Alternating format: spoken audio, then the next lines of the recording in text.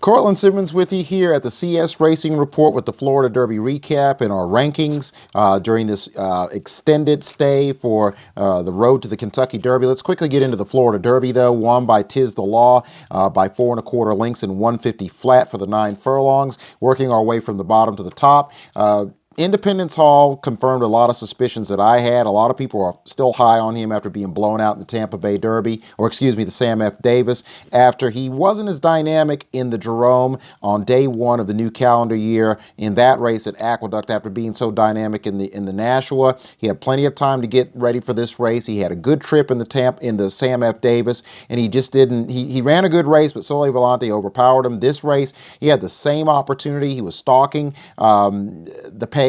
Was in a pretty good spot behind TIZ the Law, had every opportunity to unleash his run, made a mild bid at the 3 furlong mark, and he emptied out, and so that was the end of him, and he just couldn't keep up with the top 4 horses. Gouverneur Morris made a belated run. He was covered up 3-4 wide. Kind of got left on the turn. People think that he had to tap on the brakes, but he was getting outrun on the turn. He had to be hard-ridden to get back in the contention, which he did. He was able to belatedly rally, making up inches, not yards. So he was a little bit flat, but I give him credit. He ran a pretty good race, and certainly there's room for improvement. We'll see if he's the type of horse that wants to go further, or is he going to be a casualty along with Silver State and Enforceable, who didn't run as well as expected in the Louisiana Derby after being impressive and finishing behind Mr. Monomoy in that first division of the Risen Star. Are they regally bred horses that want to run far but just can't run fast enough to beat the opposition? So that's going to be the question mark, and that's going to be the suspicion that's going to be bandied about with Gouverneur Morris. But a good effort from him.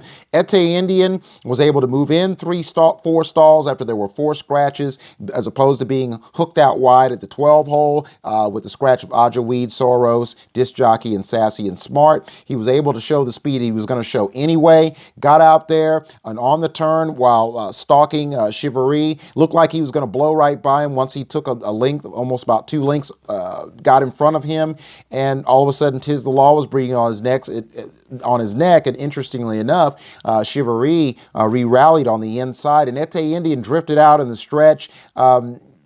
Just got outrun in the drive and sort of faded there. And so people are going to definitely put a big X on whether the distance is really something that he wants. But again, maybe he showed a little bit too much speed in the early go, and Patrick Biancone's going to have to offer a little explanation and try to find clues as to how to rectify this problem in the future. Again, he got a good trip, but I think that once he moved clear of the number 2, he wasn't able to kick clear, and then he drifted and wasn't able to engage TIZ the Law. Meantime, as for the winner, by Constitution, one of 3 sons of Constitution in this race, they of course finished 1st, 4th, and 5th. TIZ the Law, ran what I call a very professional race. He was 4 wide from the number 7 hole, was able to move between the 2 and the 3 path, stalked very, very nicely, moved in on the 2 front runners, which is what Jay Pridman would always call, it's the ideal situation, sitting in the catbird seat, sitting in 3rd behind 2 speed horses, and he was able to move in on Ete Indian, and he kicked away pretty nicely to win this race. It wasn't an overwhelmingly sort of Monarcos, Barbaro type of performance, but it didn't have to be. The Derby is not so much 6-7 weeks away. Now it's, almost 5 months away. So he's got time to develop from this race. And so there's certainly a lot to like about him. I'm not as sold on him as everybody else is, but I thought it was a pretty solid effort. If Manny Franco comes back and tells the world that I gave him a couple crosses in the stretch to keep his mind on his business, and he had a lot left in the tank, that's something to point toward. If not, and he was just, trying to get the job done and hoping that he won't have to run any further on another given day, then that's going to be a little bit of a problem given the stacked nature of the 3-year-old division. But I think it was a good performance. He's certainly going to merit a lot of support at the windows, which goes to my bullet points in terms of looking at the Florida horses, which I don't think collectively were that great this year. Of course, people are going to see what happens with Sole Volante and King Guillermo, who upset the field in the Tampa Bay Derby, and Chance It and some of these other horses, in addition to the Florida Florida Derby participants. But I think Louisiana really had a strong program all along, and even though Silver State and Enforceable did not run coming out of the first division, the faster first division of the Risen Star, the way they were supposed to, or what people expected in the Louisiana Derby against Wells Bayou, the beautiful surprise was that the second division horses, the Winter Modernist and New York Traffic and Major Fed, ran very, very well. So I think depth-wise, Louisiana's got more horses now. Whether that plays, whether that crystallizes in the Triple Crown, we'll have to wait and see. But for that, for Wells Bayou to go ship in from Oaklawn and beat horses that had previous experience at 1 1/8 versus the horses running in the Florida Derby going 9 furlongs for the first time,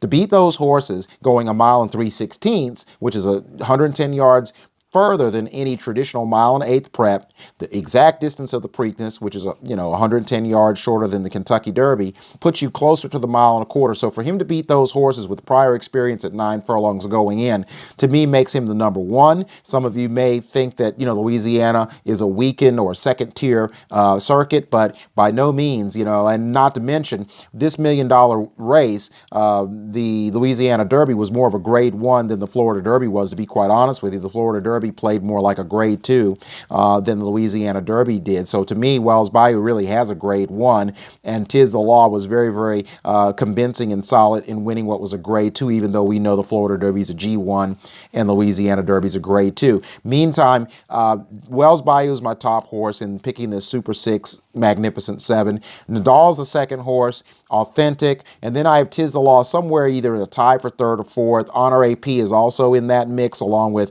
Soleil Volante, and don't count out Modernist. He got a little bit tired, but I think coming out of the 14 hole going not 9 furlongs but 9.5, I think that you have to give him a little bit of credit. Is he a horse that, being a son of Uncle Mo, will he appreciate the distance as time goes on, or was it a one and done, like, please don't send me that far? So we'll see how that is. Enforceable and Silver State and Silver Prospector, horses that bombed in their last preps, they're still horses that I think still could be effective if TIZ the Law doesn't, along with these other horses, don't prove to be as good as they're cracked up to be. So again, I think that, TIZ the Law, to me, is a horse that reminds me a little bit of Nyquist. Didn't have the drifting issue that he did in 2016, and I'm wondering if he can go 1 1/4. But something tells me he's a little more professional than Nyquist. But Nyquist was a pretty good horse that I had doubts that could go the 10 furlongs. So maybe TIZ the Law fool me and do that. So he's kind of a handy horse in that sense. But there's sort of, for me, not so much of a bandwagon-esque effect like Harlan's Holiday when he won the Bluegrass and the Florida Derby. So for me, there's not a bandwagon effect on TIZ the Law like everyone else, but there's a lot of time in terms of determining who's going to really, really emerge if the Kentucky Derby is run as scheduled. That's certainly extremely tentative at this point. Meantime, TIZ the Law does punch his ticket. He is the Kentucky Derby favorite off his 4 1/4 length victory in the Florida Derby in 150 flat for trainer Barclay Tagg of Team Funny Cide and Sackatoga Stables. TIZ the Law, the winner of the 2020 Florida Derby.